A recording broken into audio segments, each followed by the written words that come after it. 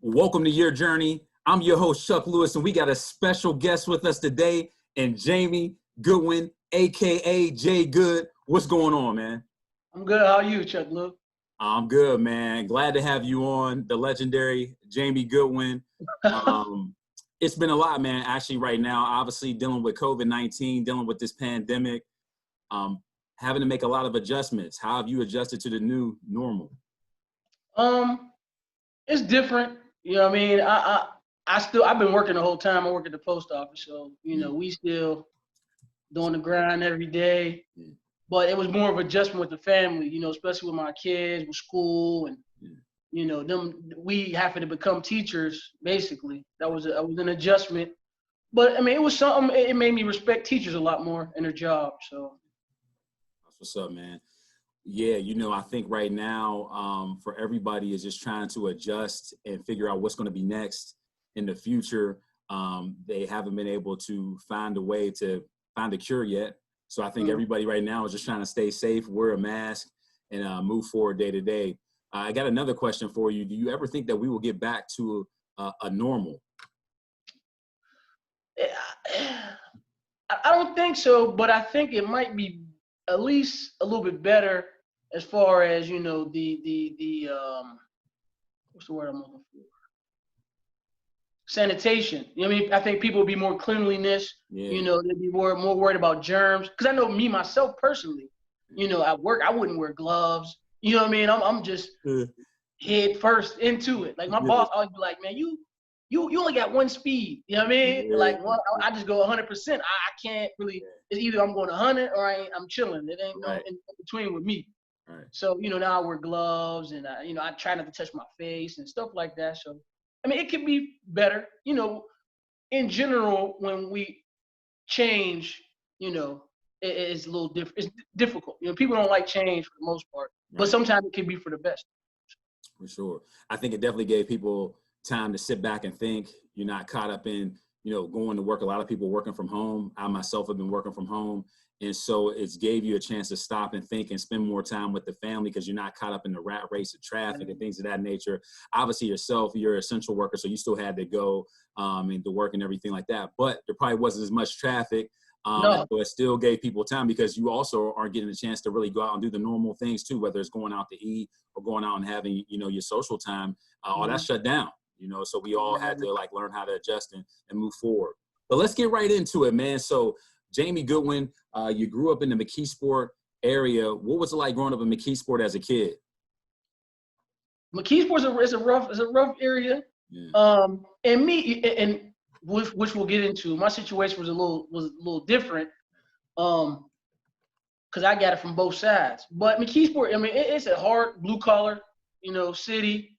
I guess it used to be a very popular place back in the the 50s. A lot of older people say that, but I just remember what it is right now, and if there was no football, high school football, I think it'd be worse off than what it is. Football, I don't know about now because I ain't been to a game in forever, but I know when we played, y'all, either at Woodland Hills or McKeesport, we had to play on Saturday, afternoon because it would get live. You know what I'm saying? It would get live. Yeah, for sure. So, you grew up in a group home facility. Yeah. Talk about that experience. A lot of people don't know that about you, but you went to Arberley, which is a group home facility in the McKeesport area. Talk about what that experience was like for you, how that impacted you as a young man. So, I mean, to be honest, that basically made me who I was, from the core. So I'm gonna start from the beginning. So my mom, what happened with me was my mom was on drugs, she had depression, so I was taking off my mom when I was a baby. So I was in a foster family from a baby till I was 7 years old. My mom cleaned her act up, and she just came and got. I didn't even know who she was. One day I just come home. I thought my foster parents was my actual parents. They never told me that they was my foster parents. So I come home from school. This random lady, sitting in the living room. She's talking about, you gotta go with her. I'm like, what? Yeah. So this is how I found out that they wasn't my parents. So I moved my mom. And she still was, battling her situation. So one day, for whatever reason, in her mind, she said, when boys become teenagers, they are uncontrollable. Right. I don't know where she heard that from. Right. And you know, back in the 80s, when I was born, my mom had me when she was 15. That was unheard of back then. Right, right. You know, now it is what it is. But back then, that was like unheard of. Yeah. So it's even a blessing that I'm even here, to be honest with you, because you know normally what happened at back then, if somebody got pregnant, they was going to handle it. Right. But anyway, long story short, she told me I was going to go to a different school. She takes me to Arborlee and just drops me off and never come back. So the whole time for like a year and a half, I'm still like, yeah, my mom coming to get me. They like, Jamie, man, your mom, your mom. Yeah. We talked to her like she not coming to get you. Like, and I'm like, nah. So I'm acting out. I'm still so young, so I really haven't found sports yet. I didn't know at least that I'm good at it. But like I said, when I got to Arborlee, man, it was like discipline. How to work with people. I learned a lot of life skills way before I probably should have. You know what I'm saying? I like to say that. So we got to college, I was already ready for it. Like I didn't really get homesick or anything like that because I was already basically independent, from 14 years old, basically. So you talk a little bit about sports. At what age did you start playing sports? 11 years. Well, basically, it was 11 years old. So I entered. I got there, and they saw I was a little bit athletic, but like I said, I never played sports before. Yeah. But they put me up. So I joined the flag football. Right. Okay. So by the end of the thing, by the end of the tournament, the league, I won best offense. Okay. No, I'm sorry. I was 12. I was 12 years old, and I won best offense in a league of Arborlee 18, 17, 16. I was 12, and I got best offense. And they didn't just give it to me. I'm talking about I'm out here cooking people, mossing people at 12. Yeah. So at that point, I kind of realized, like, man, I have a lot, but I'm like, maybe this might be my ticket out of here. You know what I mean? Yeah. And to be honest, this might be a little bit off the subject, but what I was thinking about this at work for this situation was that when I was younger, I hated being an artist. I didn't like being labeled. Yeah. I just wanted to be a normal kid. But my circumstance, my family circumstance, it was actually better that I was in Arborlee for all them years. And it's crazy I'm saying that now, but it was actually better that I stayed there than actually with my own mom, to be honest. Wow. Yeah, I mean, and it was crazy how I went to McKee. I ended up in Arborlee because you can go. There's a lot of placements.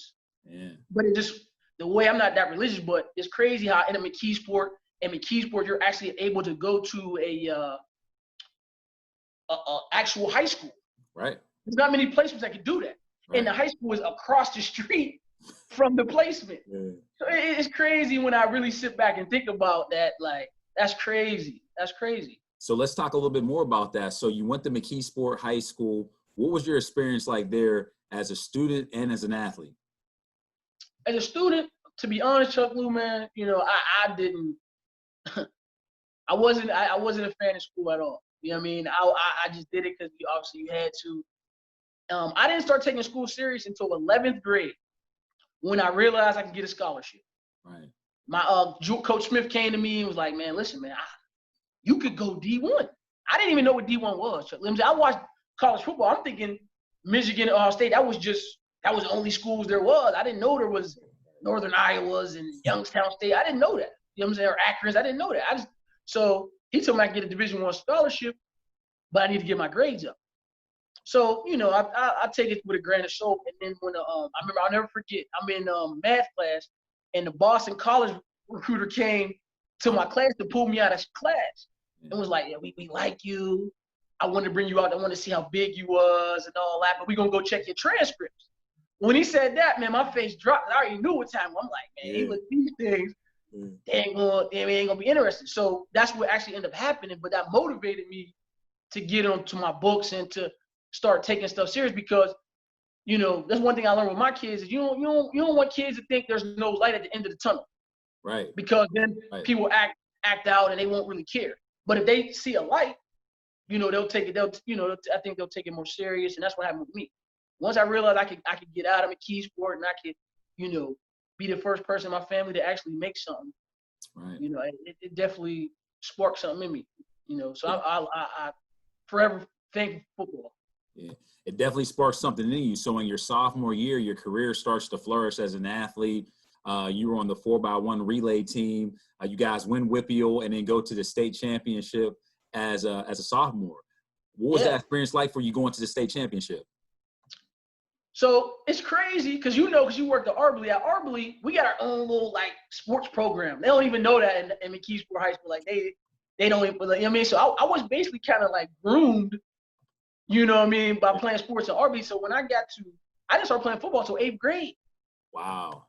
I didn't start playing football till 8th grade. So I didn't really hit my stride till my sophomore year. Like my sophomore year, like the light, as they would say, the light came on. Like, right. Because when I first started playing football, I was scared to get hit. I just knew I was just so much faster than everybody, so I ain't really had to do no moves. I just outrun everybody. You know what I'm saying? So once I really honed my skills, when I got my sophomore year, it was like when, like I said, the light came on. I'll never forget football. You know, I start running kicks back, bossing people, and track actually was more natural because I was just fast. Like, you know what I'm saying, that's one reason why I never got into coaching, because like anybody know, I never really was a per se hard worker. You know what I'm saying? I basically made it all the way where I made it to straight off talent. Yeah. I ain't watch no film. I ain't know no coverages. I just was super fast. You feel me? Right. Well, no. So obviously, you found your place on the football team. Your junior year comes up. You average 20 yards per catch, 35 yards per kick return. What went into that offseason to help you get to that point where you were operating at that high of a level? To be honest, just like I said, athleticism, man, and obviously, man, upstairs, because one, I mean, I'm in play. I didn't commit a crime, but I'm locked up with kids who committed crimes. Right. You know what I mean? So you gotta think, I was never no thug or no gangster, but I'm growing up with these type of people, so it's gonna rub off on you. Yeah. But I was smart enough, and back then it was different, where people will let you know, like, listen, man, you stay in this lane. Right. You an athlete. I see the potential. Some people can see the potential in you before you can see it in yourself. You know what I mean? So a lot of the older guys would take me under their wing, and if they doing something they supposed to do, no, you ain't allowed to. You know what I'm saying? You go to school. Yeah. You know what I mean? They cutting class. You go to school. You do this. You do that. So I basically, Art Believe was like a shield. They shielded me from all the negativity and all the stuff that was going on. Because basically I was like the chosen one. They like, man, you gonna be the one. You the one that can you know what I mean, make Arbley kids give us a positive name. Because man, McKeesport, man, Arbley kids is like the dirt. Like, they don't care nothing about us. Like, I got a quick story for you. So when I decided to play football in high school, I had to go meet Coach Smith. Now, Coach Smith is a very intimidating individual. He's a legend in McKeesport, you know what I mean? So he never let an Arbley kid on his team, ever. He'd been coaching in McKeesport for 40 years. Wow. So I come to him like, Coach Smith, I want to play football. He was about to run around the track for like an hour. He's like, man, you sit down on the bench. I'll be right back. So this man is literally running laps for an hour. I guess he was thinking about if he was going to let me on the team or not. What it was, he saw me in gym class playing flag football. So he was like, he had another coach come up to me and be like, you ever think about playing football? He ain't do it. See, I mean, that's why he a legend. So he came back and was like, we're going to give you a try, but we ain't doing none of that Arbley stuff. No swearing. You're going to follow my rule. And he was tough on me. Yeah. He was tough on me. Yeah. But at the end of the day, that's what I needed. Yeah, no. And you definitely had a great career there, and it continued later on in that year in track and field. So you guys go to the state championship again in the 4x1, and you guys win the state championship in your junior year. And then you also, in the 200 as well, I think took third place, if I'm not mistaken. You ran a 21.9. Talk about that experience. You guys go back to the state championship. You won it in the 4x1. I mean, that's a big accomplishment. And for you to place like you did in the 200. So in 2 events, you operated at a high level. Talk about that experience. So track and field, me and Jay Will, man, like to be honest, I talk to people about this all the time, man. I did not I can't reiterate this because now if people meet me now, I work hard, I go to work, you know what I mean? But if you met me when I was young, I didn't none of this. I always be like, man, if I had this work ethic back then, who knows what could have happened. Like, so me and Jason didn't take track serious. Like, we out here chasing girls, skipping work. Like, you know what I mean? Like, we running up steps, we would go up the steps, but we would bull crap around, never come back down. Yeah.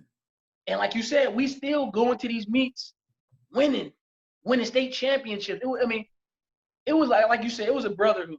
All them guys on the 4x1, we still talk to this day. We close, you know. Like I said, it was something that I needed. You know what I mean? I needed because I didn't have no family, so those guys were like my family. It was crazy because in high school, those were my family. Then when I came to Akron, I met you, Monte, J. Mont, Vince, and that was like my family. You know what I'm saying? I go to Northern Iowa. You know what I mean? Even though I never had an actual family, along my journey, I always met people who took me in, you know what I'm saying? Like, man, you cool, you a good guy, blah, blah, blah, blah, blah.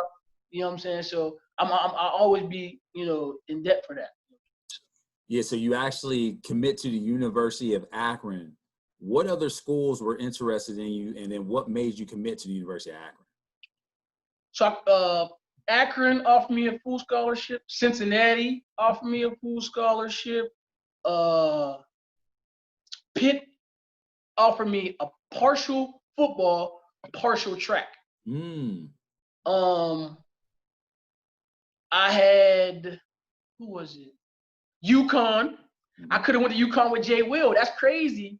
But like we talked about last night, but me and Jay Will so competitive that I was like, I don't want to go to school with him. Because like I said, in high school, our whole journey is connected. Like it was me and Jay Will. Like, so I didn't want to go to college and like be the same situation. Right. So I wanted to make my own journey. So when I went to Akron, you know what I mean? I go down there, Coach Owens, Coach Gilliam. I mean, they selling me the dream. You know, you're going to be the guy. Now, I don't know. They got Jake Shafino, Matt Cherry. They got some dogs. You know what I'm saying? Miguel, they got some dogs. Listen, people think because you don't go to Ohio, there's some dogs at these other mid-major schools, man. There's some dogs. You know what I mean? The only, like I always like to say, the main difference between like Ohio State and Akron is the backups. Right. Starters, for the most part, is comparable. It's the backup. Like, you know, in Ohio State, if the backup quarterback the starting quarterback get hurt, the back coming in, he a fast starter recruit. Now, Akron, you don't know. Luckily, you know, we interviewed Luke Getty and all like that, but for the most part, it's the backups. That's true, because when you think about Ohio State, the year that Cordell Jones, you know, he was a third-string quarterback. They won the national championship with him. He was a third-string quarterback because I think it was they had J.T. Barrett and what's the other guy? He played wide receiver. Can't think of his name. Braxton Miller. Braxton Miller, J.T. Barrett. Them guys get hurt, and then Cordell Jones steps in there, and they still win the national championship. So to your point, you're 100% right. You're 100% right. For sure. So you're coming from McKeesport, PA. You transition to Akron, Ohio. Talk about that transition going from McKeesport, PA, coming from living in Arberley to now being on your own in college and having to balance being a student athlete, having to balance football and school. How was that first year transition? Man, that was easily the biggest transition of my life. Like you said, because of the situation. Like, I think I'm in high school. And you know, in the locker room, you know how the conversations go. These boys talking about they doing X, Y, and Z. I'm locked up. I can't do none of this. So now you tell me I go to college, there ain't no pet. Man, listen, you know, listen, I hit the ground running, Chuck. Right. First day from the ice cream social on, I was in straight attack mode. Like, I had to make up for the lost time, Chuck. So you know, it was good, and like I said, it was good that I met people, and it was good, but. It was a struggle, especially with school, because you know when you start athlete and you know they kind of cradle you and nurture you, when you get to college, man, you basically, it's like you a man. Like you on your own. Right. You gotta go to class. You gotta get up and go to class on your own. And I ain't had no family. Right. So I don't even know if you remember this. At first, before I started going back home, they would leave the cafeteria not open for me on holidays. I'm the only student there. Only student there. A lot of people ain't know that. Like, you know what I'm saying? So I'm on Thanksgiving. I'm the only student there, waiting for people to come back. Right. You know what I mean? And it was tough, but it was a learning experience, and I was showed that I was able to, make it through whatever situation. For sure. Yeah. And obviously you was able to mature and make it through some situations. So a legendary story about Jamie Goodwin, and a lot of people don't know. So in the Iowa game, your first college game, your first collegiate football play, you score a touchdown on your first play. Walk us through that play. Like, what happened? How were you able to go in on your first play of college football at the Division I level against Iowa, who I think that year they won the Rose Bowl, if I'm not mistaken. Yeah. You go out there in your first collegiate play and you score a touchdown. This is where the legendary story begins with Jamie Goodwin. Walk us through the play. So basically, we was getting blown out, right? And for whatever reason, I remember. So I'm the deep threat, you know what I mean? And it was like it had to be like 6 or 10 seconds left before halftime. And coach, go and get it. Now, you know me, I'm booed on the sideline. I can't even find my helmet. Same time I get in the game, I'm looking for my helmet. I grab my helmet, throw it on, run out there. I don't even know the play. Charlie, like, me and Charlie's relationship was always up and down. Yeah. Charlie, like, man, just run a go route. I'm like, oh, you know what I'm saying? That's what I've been doing since I started playing football. Right. So I line up, and like I said, it was like a movie. So I go out there, I run. Now, dude is like sleeping on me, like he like jogging. I'm like, is dude really serious? So Charlie just throw the ball up. I see the ball in the air, and dude, like I said, he's still playing around. Now, dude was second team All Big Ten. I didn't know that at the time. Yeah. Man, I just mossed my man. It was crazy because I looked down and the ball is still in my hand. I can't believe this is real. I'm like, I swear. Like if they ran the video, you'd be like, my man can't even believe he scored the touchdown. It was like unbelievable. Yeah. I mean, and I'll never forget, and this is a true story. Coach Gillum came to me like, listen, it ain't always that. It ain't gonna be that easy all the time. And it surely wasn't. But that what a way to start your college career with a 50-yard touchdown against Iowa. It was like a magical moment. Yeah. I try to explain it to my family. My family's they're not a sports family, so it's like I'm like an Al Bundy type of character. I always tell all these stories, and they just be like, "Yeah, all right, whatever." Yeah, no, it definitely was a big time moment. I don't know if I know anybody for their first collegiate play, they score. Most of the time, your first play, it doesn't work out too well for you, because you're learning, especially being a freshman. But for you, it worked out pretty well. So you continue success in the next year. You're one of the nation's top kick returners that year. You lead the MAC conference in kick return yards. What went into that offseason for you to operate at such a level like the way that you did? Well, to be honest, I love kick returning. I was, as a fan, disappointed that, they changed the kickoff. I mean, I know it's more safe and all that, but that was my bread and butter. To be honest, that's how I ended up getting to college. Like, you know what I'm saying? Like, because we didn't really throw the ball in McKeesport. So anytime I had touched the rock, I had to go to the crib or make something shake. Like, so when, you know what I mean? So when I got to Akron, that was my call. I'm going to make a play. I'm going to mess up. But throughout the game, I'm going to make a play where you're going to be like, man, how you do that? Right. But then I'll turn around and do some stuff. You're like, what in the world? But that was me. But kick return, I love kick return. So like I took it serious. I know a lot of guys, and I watch TV, guys be jogging. I be like, hit the hole. Yeah. It's just an exciting play, and I'll never forget my favorite play of my entire football career, even more than Iowa, is the UConn game. Because the crazy part is me and Jay Will. We the whole week we talking about. I'm like, listen, boy, you better tell them boys, man, you better wrap it up. Because if I get a steam taking it to the crib, not knowing that it's really gonna happen like that. Yeah, it really did. When I ran that thing back, it was exciting. You know what I mean? Like, a kickoff return is like a home run in baseball. Like, you know what I'm saying? It's nothing like it. And So, that play, that kick return, like ignited us at that point in time. yeah, I think if I'm not mistaken, we might have been down at that point in time, and that was a big time play. And I think for you to talk about it that week, knowing that you're going up against your boys, because it not only was Jason Williams there, but also Keenan Harriet was there. Well, you're right. I forgot about Crow was there. Yeah. So you had two guys, two standout athletes from the key sport, playing for UConn, starting for UConn. And then you had other people too. Like Swing Cash went there. I mean, you had a lot of McKeesport people that went there, and you get a chance to go out there in front of your hometown guys, the guys you played with, and show them like, yeah, I'm balling in college too. Like y'all doing y'all thing. I'm doing my thing too. Like I said earlier, I could have went there. Right. They offered me a full ride, and I turned it down. So I kind of was like, okay, you know what I'm saying? This is what y'all could have had, you know what I mean? But I ended up choosing Akron. So it was crazy. Like I said, there's me, you talking about this interview, and me like going back, because you know when you live in life and you're a parent, you don't got time to be thinking about stuff that was in the past.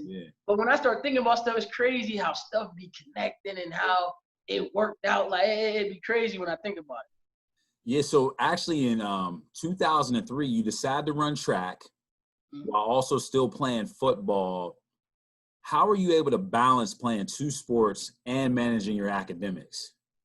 Chuck Lou, a lot of people, well, you know this. I had a job too, because remember me and Rick worked at Abercrombie. Yeah, that is right. Yeah. So I had a job, ran track, and played football. Yeah. So that explained, and at least to my defense, that's why I was always at study table and you know, have my little couple academic probation situations. But it's a lot of work, man. It teaches you a lot of discipline, and that's what I preach with my son and my stepdaughter. You know, the world don't take no prisoners, man. You gotta attack it, grab it by the horns, and make the best of it. But, you know, it was a lot of work, but I love track. I love football. You know, like anything, if you're good at it, you're going to make it work. And like I said, track was just so natural. I don't even know if you remember this, but in the spring game, I scored a touchdown. And in the afternoon, went to the track meet and qualified for regionals. In the same day, like on some Deion Sanders type. Yeah. So let's get into that, man. I'm glad you brought that up. That was one of the things I was going to talk about, but you already brought it up. So I remember it really well, actually. So I remember you played probably like 80% of the scrimmage, pretty much. This was spring ball, if I'm not mistaken, right? So we're in spring ball. You had a pretty good game. You scored a touchdown, and it was pretty much a scrimmage like for 2 hours. Yeah. And I remember we probably finished up about 12 o'clock. The scrimmage started at 10, and then your time to run is like at 2. You know, so you literally like left the facility, and then you go and run track, and we go up and watch you. Remember me? It was me, Jay Mont, and a couple other of us. We came up there to watch you, and I remember you like warming up, and I remember you like saying like, "Man, I don't feel that. I don't feel right, you know. But I'm gonna go out there and run." You know, obviously you just played a football scrimmage, but you go out there, and if I'm not mistaken, you took second. Now Pitt is there. There's some other big time Division I schools. I think Ohio State might have been there. A couple MAC schools were there. I think even UConn might have been there. And you go and take second place in the 100, which your stronger event is really the 200. You know.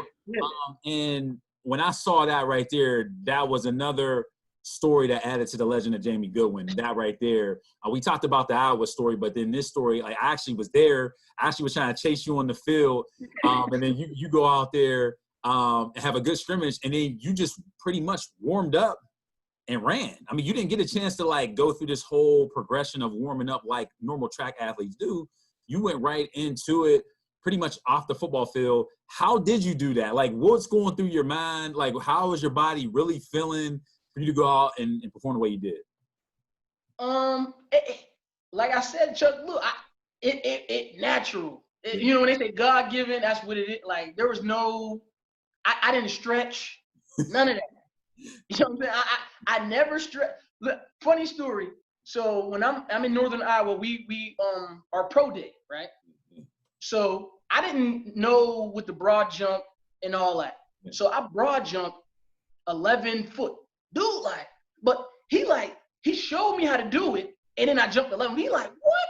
Yeah. It was like the second longest jump in the nation. Yeah, I believe it. And then I run a 40, right? And I run a 4. Well, at least my dad and my granddad end up coming to the I'm adopted, by the way. Yeah. But I end up getting adopted later on. But my dad and my granddad come, and my granddad like, I had you at a 4.22. I'm like, okay, but it was a hand time though. Mm. So the scout, they wouldn't tell me because I'm like, what did I run? They wouldn't tell me that. We just want you to run it again. Right. So I'm like, all right. So I go up to the line and I'm ready to run. They like, you don't need no break. You ain't gonna strip. I'm like, no, I'm good. Yeah. Chuck Lou, I run it again and it run a 4.28. Wow. Back to back.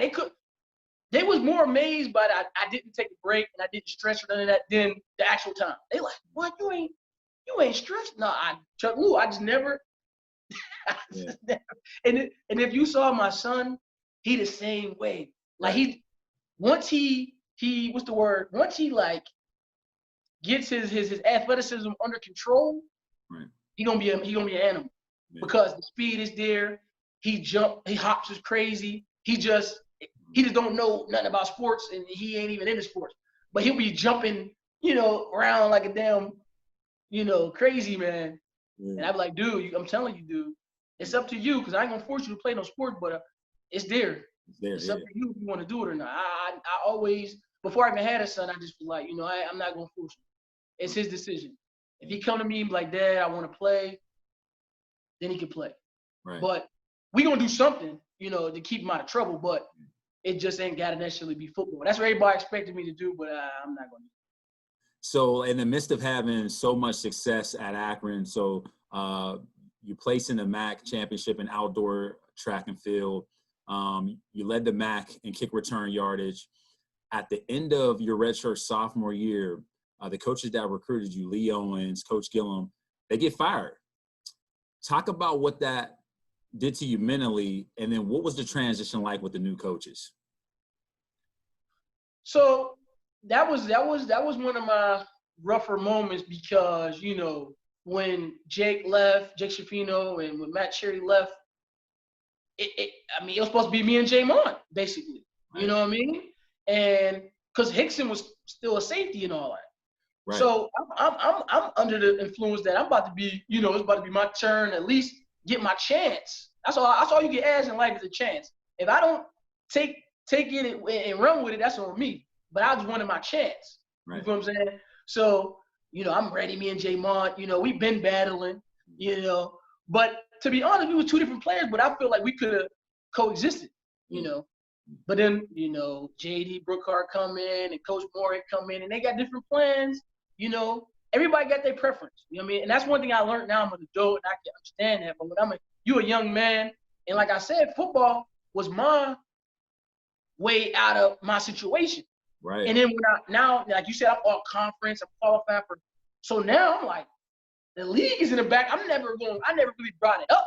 Yeah. But in my mind, I'm like, hold it up now. I'm gonna get to make something shake. Yeah. You know what I'm saying? And then they come in and, they see Hickson, and Hickson is a dog. I can't take nothing away from Hickson. Hickson is an animal. Yeah. But I was trying to eat too. You know what I'm saying?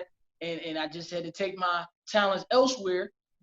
And that's great. I never talked to you about this. I never talked to the guys about this. But that hurt me because, of course, when I leave, to me, that might be one of the best teams, if not the best team in Akron history. Right.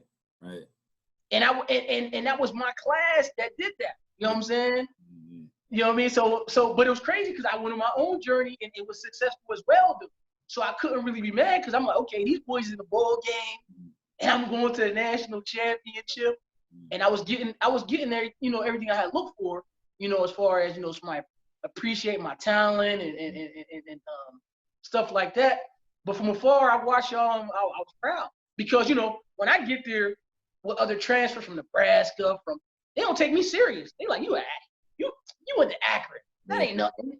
Yeah. So the whole because I got there in January. So we don't put the pads on until like April. Yeah. So these boys, we gonna crack you. There ain't no players in Akron. Yeah. So I remember the first week of spring ball, I'm trying so hard to impress them that I'm messing up. Yeah. And I remember I talked to my dad, and he's like, "You just gotta be you." And I never forget the second week, I started cooking boys, and then after that, they had the one dude there who was like an All-American, wanted to belay. They like, "We'll never take a spot," blah blah blah. Long story short, I ended up doing what I had to do. You know what I'm saying?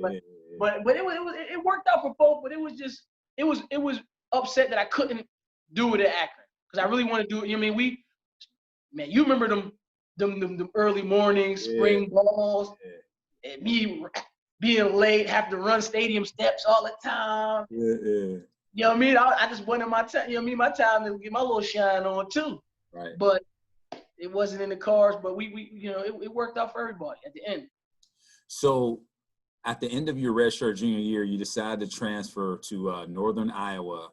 What was that transition like, going from Akron, Ohio to Northern Iowa? What was it like going from a D1 school to a D1 AA school? Was there a little difference there?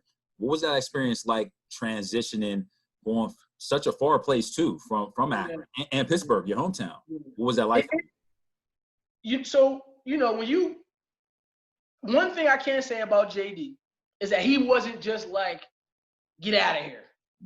He brought me into the office, sat me down. He was like, it just ain't working here, but you're a player. So I got connections at other schools.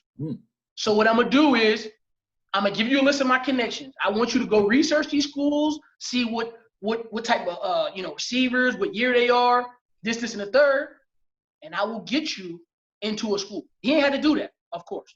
Wow, I didn't know that. It wasn't even Coach Smith that got me to Northern Iowa. It was JD. Wow. He called Northern Iowa, and another thing is he could have put dirt on my name, but he didn't. Like they stayed trying to ask me, like, why are you transferring?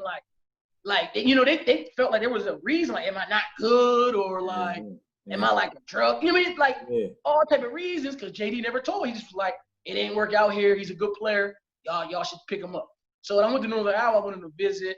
It just felt like a family. And one thing I learned, it was like I said, there's other schools in other divisions that are powerhouse. In Northern Iowa in 1AA was like a powerhouse, and I never knew that. Yeah. And in Iowa, there's no professional sports. So it goes University of Iowa, Iowa State, and then Northern Iowa. But Northern Iowa is so far from them other schools. Chuck Lou, I'm telling you, when I tell you the dome, because we played in the dome, man, that thing, because Akron, our fans is wishy-washy, because we got Ohio State to compete with, and all that. In Northern Iowa, bro, it was like you was a professional athlete. They asked you for autographs in the grocery store, and I'm like, at 1AA? Well, let me ask you this. Is that the same conference that like Carson Wentz and those guys came from? Did you guys play North Dakota State and all those schools? Or it wasn't the conference, but we did play North Dakota State. Yeah. Our conference, Youngstown State. Okay. Southern Illinois. Southern Illinois was animal. Matter of fact, Brandon Jacobs went to Southern Illinois. Yeah. Running back from the Giants. I think even if I'm not mistaken, Medee Williams that used to play at Woodland Hills that went up to Syracuse. So when Cecil got there, I think he transferred there as well, if I'm not mistaken. Yeah. So I mean, the Gateway Conference, man. We played Western Kentucky, like we talked about last night. We played Western Kentucky. There's, like I told you before, and this is where I get my theory from, is I'm gonna tell you straight up, Chuck Lou. If Northern Iowa played Akron, it would have been a game, because we had some dogs. Now, granted, it's a mixture of players, because it's transfers, it's people that actually recruited. It's all different type of guys from different walks of life. But Chuck Lou, and I tell you, as far as talent-wise, well, it's obvious that you guys had a lot of talent. You guys actually, in your first year, you play a huge role in Northern Iowa getting to the national championship at the D1 AA level. And what was that experience like? You're playing on national TV. Obviously, you did that before, but playing for a national championship. Now, you won championships before. You won state championship in track and everything like that. But to do it at the collegiate level on a team like you were on and going up against the opponents that you were going on, I think you guys played Appalachian State, if I'm not mistaken, who's Division I, because of what they've done. Yeah. What was that experience like for you? So that was the biggest game I ever played in. You know what I mean? Midgets, we went to the championship. But McKeesport, we couldn't get through you guys. Akron, we was never going, we were trying to get a bowl game, but we just never made it. We did the best we could do. So that was, and I'm going to tell you the difference of 1AA and Division I. Obviously, they do a playoff now, but back then they didn't do a playoff. So 1AA was the only football that was doing at least, a playoff at the time. Right. So I never experienced nothing like that. Like our record, we barely got in. Wow. I ended up catching the game winner. It was a fourth. It's another legendary moment that I don't know if you had saw in your research, but we was playing. It was Southern Illinois for the conference championship, and it's like basketball. Whoever win the conference championship get an automatic bid into the playoffs, no matter what your record is. Right. So it was a back and forth game. I scored earlier in the game, so it's 4th and 12 with like 5 seconds left in the game. Right, we like on the 40-yard line. The safety comes down. Me and the quarterback okay. I'm like, okay, he gonna throw a bomb. I'm running. Dude got great coverage to the point where when I catch the ball, he's pulling on my arms while I got the ball. I end up scoring. We win the game. Wow. We go to we end up getting a automatic bid into the playoffs because we would have never gotten to the. It's crazy. We would have never got to the playoffs if it wasn't for that play, and then we made it all the way to the national championship, and we was winning the whole game to the 4th quarter. Wow. We lost on a strip sack fumble. Dude picked it up and took it to the crib, and that's how we lost. We was winning the whole game. I remember watching that on TV, man. When you guys played on like a weekday, if I'm not mistaken. Yeah. And I remember watching that on TV. Let me ask you this, man. So it seems like in your career, through your journey, when the pressure mounts the most, you find a way to overcome that. What is it about those moments, man, when the pressure times come in the crucial situations that you always rise to the occasion? And do you get nervous? Like when you go into games and when you've been in competitions, obviously you ran track and field, you played football at a high level. Do you ever get nervous? Definitely. To be honest, I used to get nervous all the time, but it's just I just one of them people that I love the lights. Like, I mean, like I want you know what I'm saying? Mm-hmm. Like for me, you know this because you know me personally, like, and you've been in practice with me. Like if you saw me practice, you'd be like, yeah, all right. But like I said, in the game, when the lights, I'm going to make a play that even I'll be like, I don't even know how I did it, but that's just, but like, so like a slant route. There's no glory in a slant route. So I never took that serious. You know what I'm saying? I might drop it, I might catch it. Yeah. But you know me. Remember the one spring game? I spun like 6 times, cut her all the way across. Like doing all type of stuff. I just love the limelight. That just was my thing. Like I just want to make a play. And you know me, that was the way I was getting the ladies. So I got to make a play. So they know my name. I got to make a play. So they know my name. I got to make a play. Yeah, you know what? It's crazy when we think back to high school, right? And when we played you guys, we got the better of you guys a couple of times. But in each one of those games, you made some big plays to keep them in the game. Like I remember every time we played y'all, like I think we played you guys now 3 Rivers in the Whitfield Championship. You run a kickback, you know, and then you made a big play when we played. I think the game at the beginning of the season. Remember our senior years? You caught that pass and made a big play there. But you just always find a way in those moments when the light shine the brightest to always step up. And even when you talk about when you did the pro day, right? You got scouts there. You got a lot of people watching and seeing, is this kid is really as fast as we think he is? I knew it because I seen it. I seen you run 4.3 before. I seen you run 4.28 and things of that nature. But when the lights shine the brightest, you rise to the occasion. And like you did, you rose to the occasion and ran a really good 40, jumped a good broad jump, and the rest is history. The 2006 draft comes around. So after the draft, you get a phone call from the Indianapolis Colts. What was it? What did it feel like to get that call? And what was that experience like for you, just going through the whole process, leading up to draft day, and then getting picked up as a free agent? So, you know, I was dating Martine, right? So, So me and Martine was still together, even though I had transferred to, Northern Iowa or whatever. But so she had came and we had I said, I don't want no party. You know what I'm saying? But of course they didn't listen. So, the 6th round come around, no call.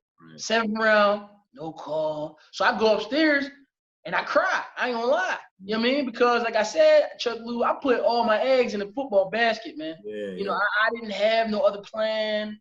I didn't even graduate. I had skipped my senior, semester to go because I got an agent and he paid for me to train in Atlanta. So, I didn't even get a degree. Like it was a lot, but the crazy part was I never forget the draft goes off. The very first commercial after the draft, my phone rings. I pick it up. Bill Polian answered. Jamie Goodwin, how you doing? I'm good. How would you like to catch passes from Peyton Manning? Soon as he say that, you know my dad, Ray, they tackle me. Boom, boom. Knock the phone. Look, knock the phone on my hand, and the phone break. So I don't even know what the man saying. He offered me a contract or what.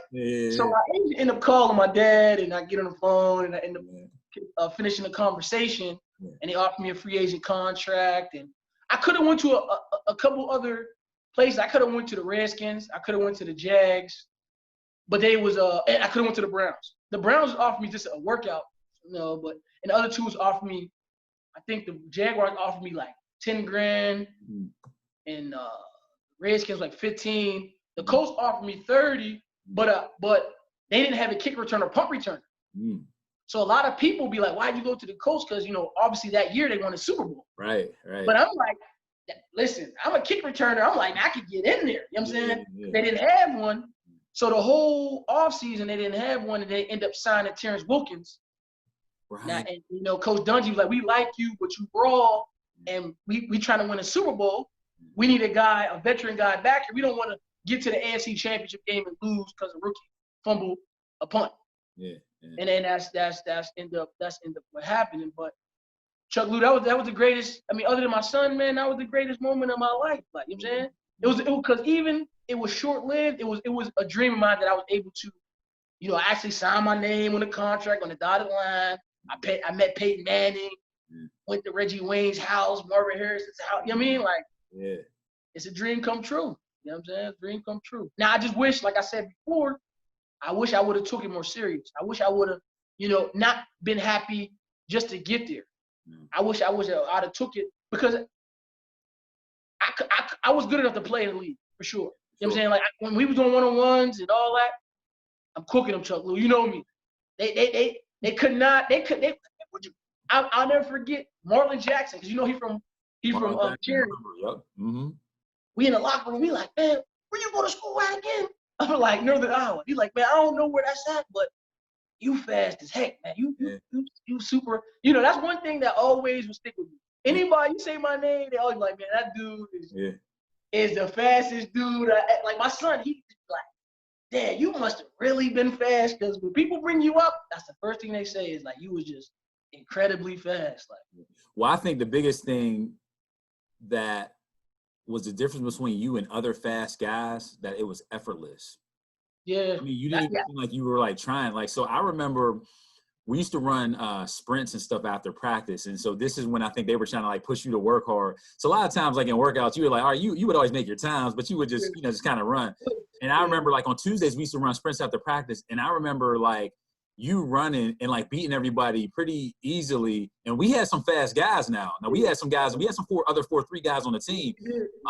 But you made it look so easy. Like, it's almost like you didn't even try. It's like you ran so effortlessly. And I think that was the difference. And you could transfer your speed over to football and track. Some guys are track guys, but they can't transfer it over to football. And you had quickness too. You had moves. You was more of a one cut and go guy, but you had moves. You can break guys down.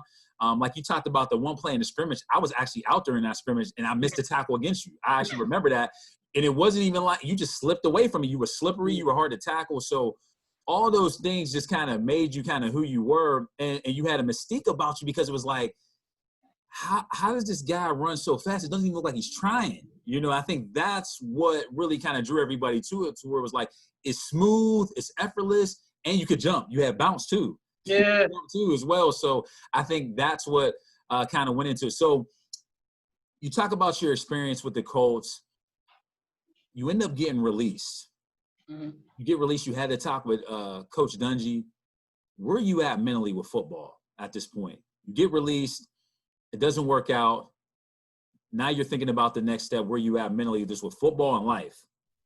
Yeah, Chuck Lou. That was a situation where, I didn't know what was going on. It was like my dream, I accomplished my dream and it was just took away like months later. And like I said, I didn't graduate from college. I didn't know, I'm looking for my agent to, get me some other opportunities. And this guy, he had other guys. He wasn't worried. He talked about This is a funny story. So he tells me, because I got cut on a Saturday. He told me, yeah, you got to clear waivers. And once you clear waivers, somebody will pick you up. But I'm not going to make any calls because I don't work on the weekends. So I get cut with another receiver. He had went to Lehigh. He was from Atlanta, right? So me and him got close and cool. He reminded me of J1, actually. It's funny.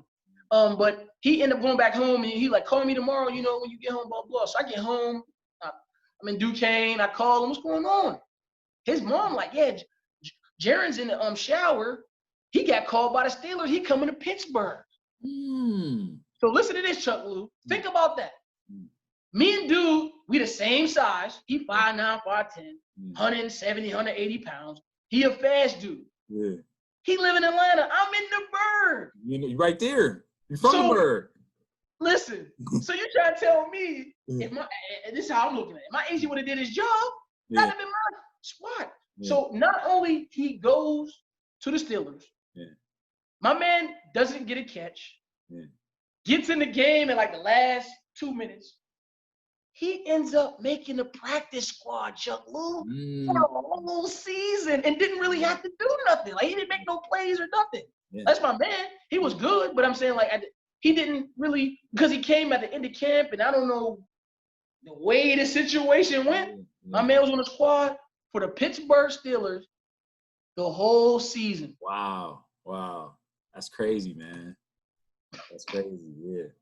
So you end up transitioning out of football, and you get an opportunity to work at Schumann Detention Center, which is a detention center in the Pittsburgh area. You do a good job there, working your way up the supervisor. How did that job all come about for you? So, like we had talked about,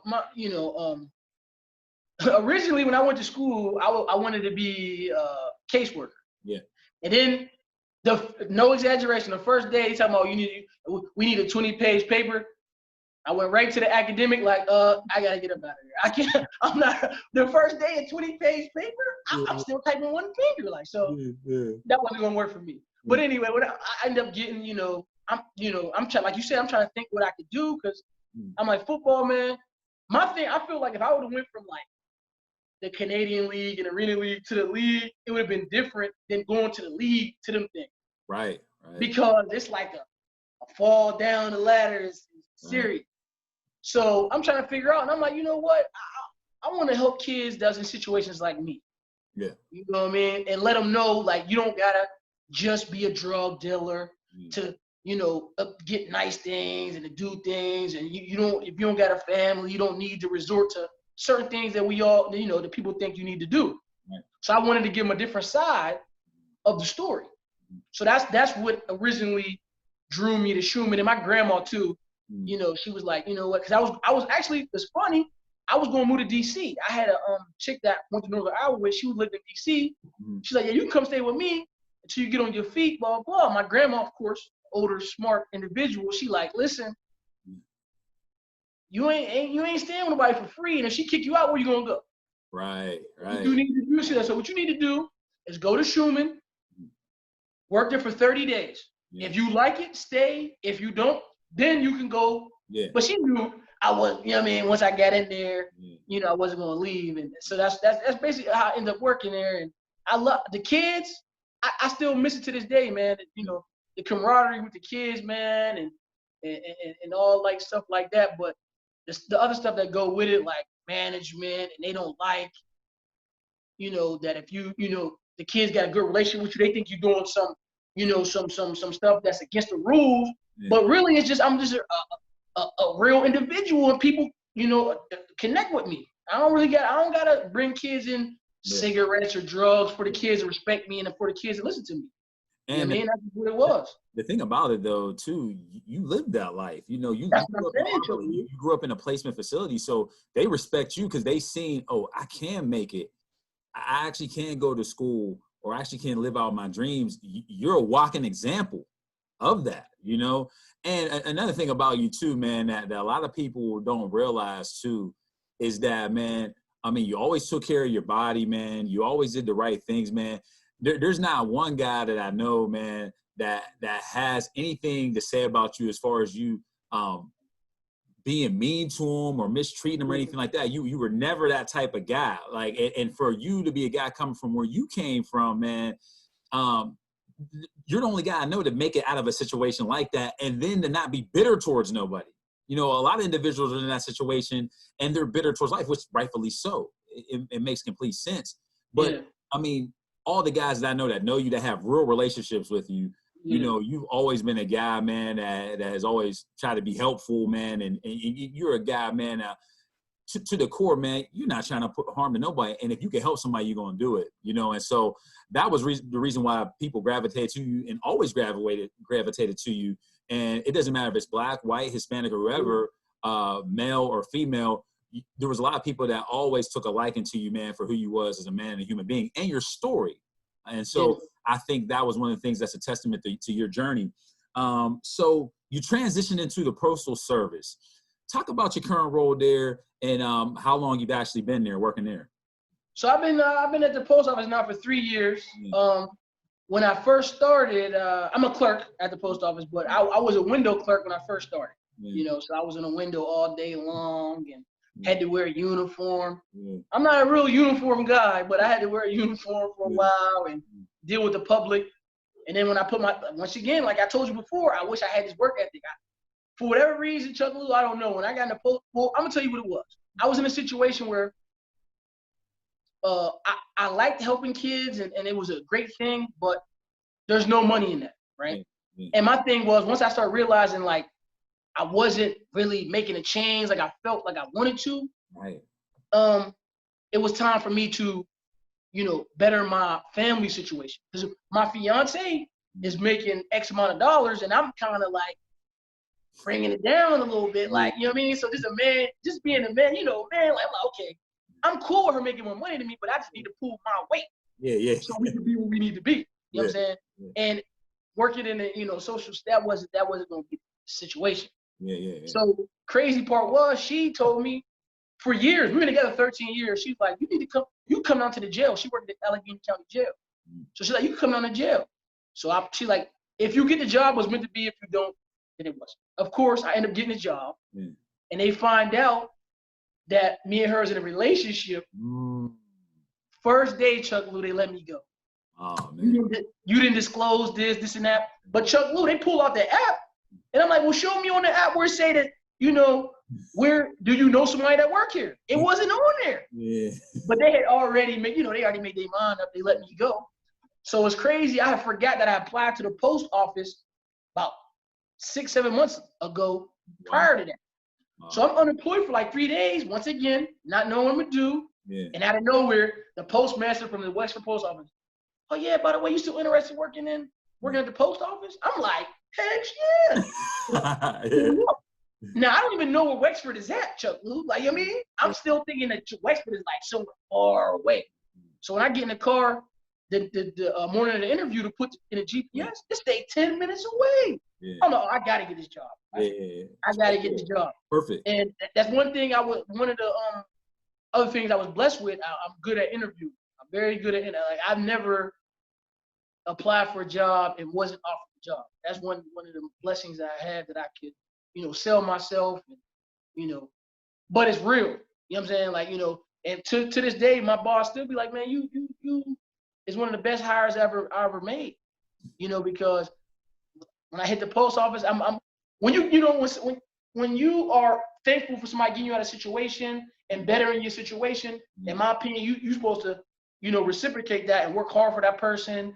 No call offs, you know, show up to work every day, do your job, don't cause no problems. And that's what I did. And slowly but surely, I worked my way up to now I'm second in charge in my office, and I work in the back. Chuck Lou, I go to work like this. Nice. Work like this and do my thing.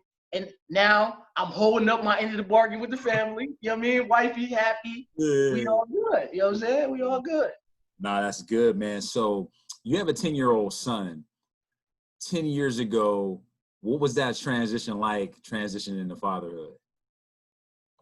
You know what? It was the best thing that ever happened, because I was a wild boy. I was a wild, you know what I mean? I was a wild guy. I'm going out every night. This is the third. It calmed me down. And it was no longer just about me. Because you gotta remember, like I said, from day one, I'm out here on my own. Like, you know what I'm saying? Like, if I get into a jam, if I can't get out of it, like, how I'm gonna get out, I don't know. Because I don't got no family, I don't got no mom, I don't got no dad, I don't got no siblings. Well, I got siblings, but I'm the oldest one. Yeah. You know what I'm saying? So when I had a son, I had to become more responsible. Yeah. You know, I had to do things that it wasn't about me no more. It was about somebody else.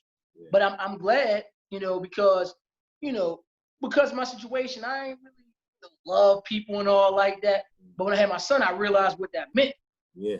To love somebody unconditionally, you know what I'm saying? Like my son, like, and like you said, that's one of my favorite qualities in him. He's just so nice to people. Like, he don't, me and him rip, but he won't rip on nobody else. He don't, he's just nice to everybody. Yeah. He's the cool guy at school. You know what I mean? Like when I go pick him up, hi Carter, he's a man, but you'll never know it from him. Yeah. Like, you know what I mean? Like they just talk to me. That's just how it is. Like he just be, and I be looking at it like, man, that's exactly how I was. Like exactly how I was.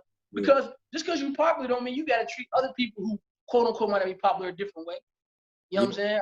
I treat everybody the way I want to be treated, no matter what what their social title is or whatever it is. Like we all people. Man, you always made everybody feel like when you talked to them that they was the most important person at that time. Like, I remember we had a couple classes together in college, and there would be a guy that would just come up and start talking to you. You met him like somewhere or out or something like that. And I'm like, man, who's that? Oh, this is my guy, so-and-so, man. Yeah, I met him like 2 months ago, man. And every time I see him, I talk to him. And that's what you always did. Every time you was around somebody, man, you always had a positive attitude. Like the thing that we used to always say about Jamie Goodwin is, man, the guy's never had a bad day. Even though you had plenty of bad days in your life, you never ever showed up to work, practice, or whatever without a smile on your face. And everybody that you interacted with, you made them feel like they was the most important person at that time, man. So that's a tribute to your journey. So we're going to transition into this last part. One of my favorite parts. It's the top 5 segment of the show. So I got 5 categories for you. You give me your top 5 in those categories. So starting off with the first question.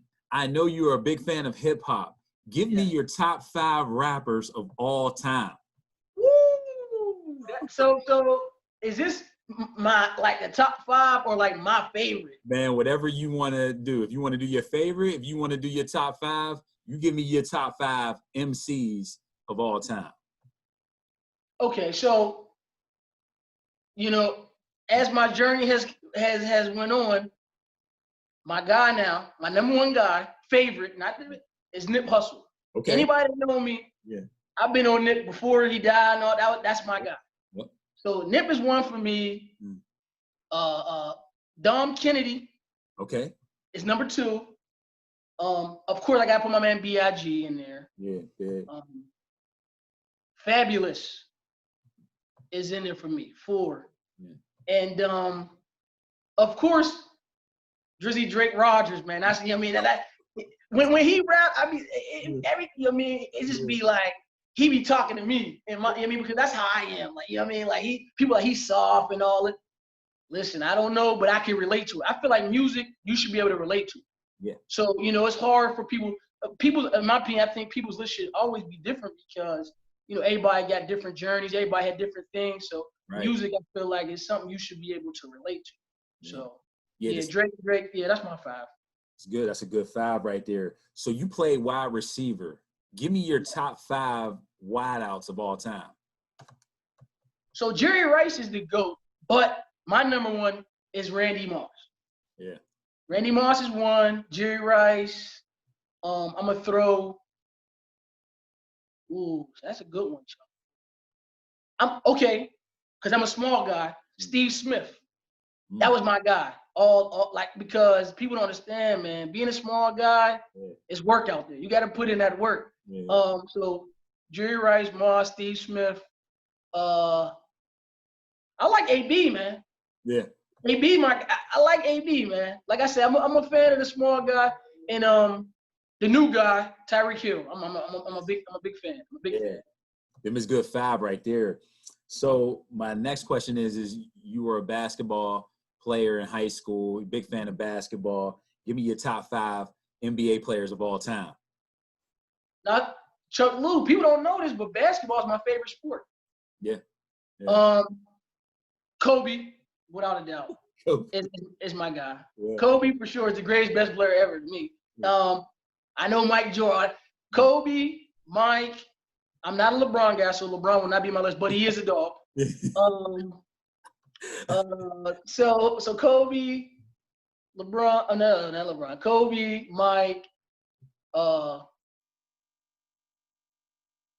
Chef Curry. That's my favorite, my current favorite. Yeah. Chef Curry. Yeah.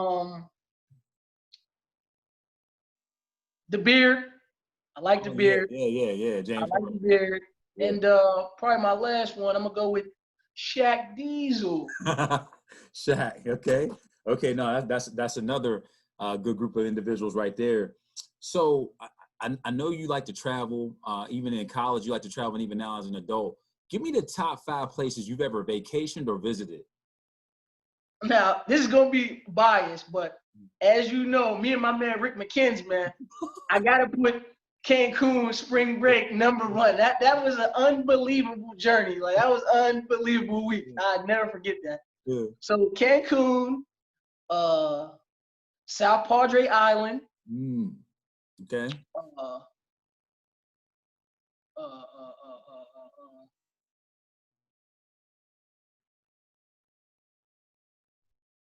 That's a good one, Chuck Lou. I like Indianapolis. Yep. I did. I like Indianapolis. Great city. I've been there. Great city. San Jose. I played arena ball out there for 6 months. It's a nice.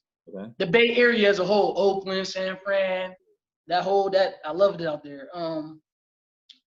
And I never been there, but I'm hoping to get there. I told you I was supposed to get married in Jamaica. Yeah, you did say that. Yeah. Oh, that would be big. Yeah. So I'm gonna say Jamaica. I ain't been there yet, but I will be there. Yeah, when I get married, I'm getting married in Jamaica at the beginning of next year. So I'm gonna say Jamaica, even though I ain't been there. All right. So my last question is give me your top 5 movies of all time.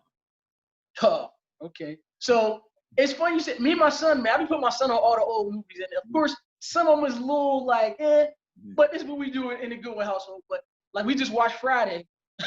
The original Friday last week, and he told me he want to watch it again. Yeah. But so Friday, the original, Cool Runnings, classic. Coming to America. Yeah.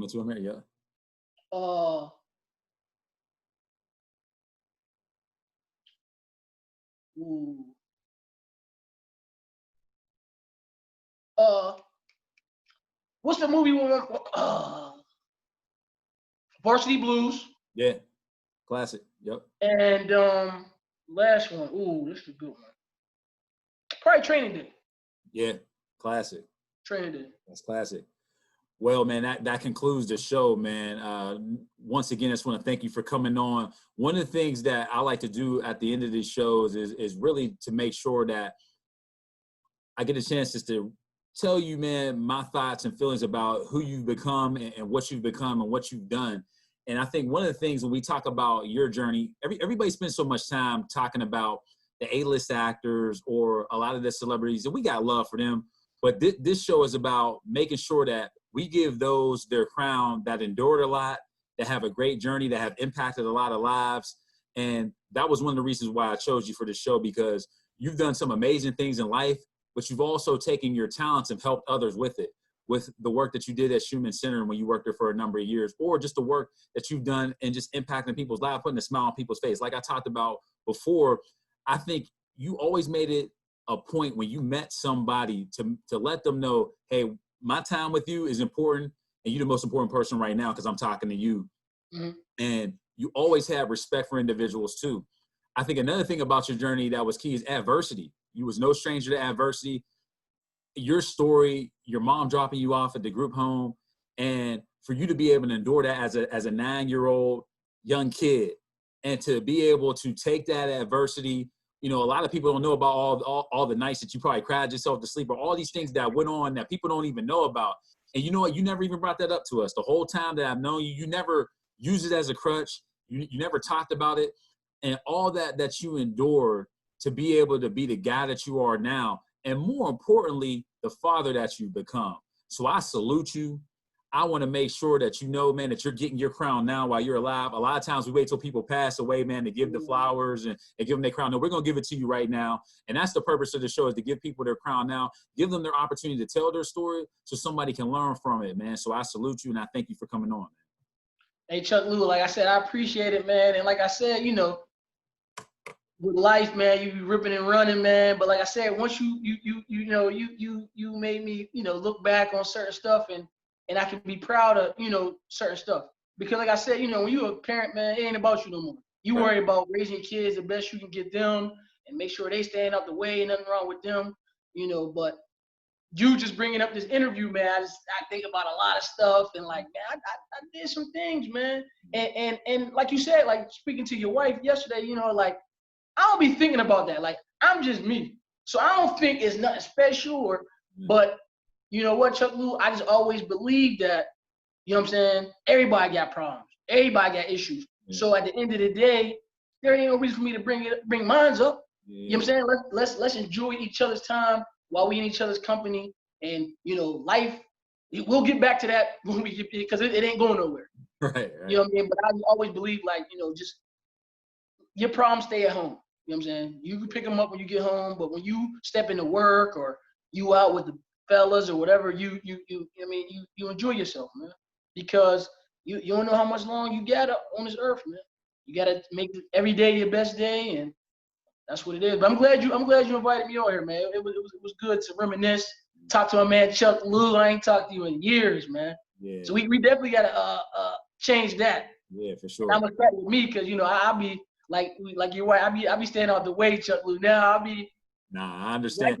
Wifey got me on the ball and chain, man. I got to get permission. She done groomed me correctly. You know what I'm saying? I'm definitely a family man, and I love every minute of it. Nah, I appreciate that, man. We definitely got to try to connect, man. The next time we're in the Pittsburgh area, man. Well, thanks everyone for tuning into your journey. Be safe and God bless. All right, Chuck Lou, good seeing you, man. All right, yo.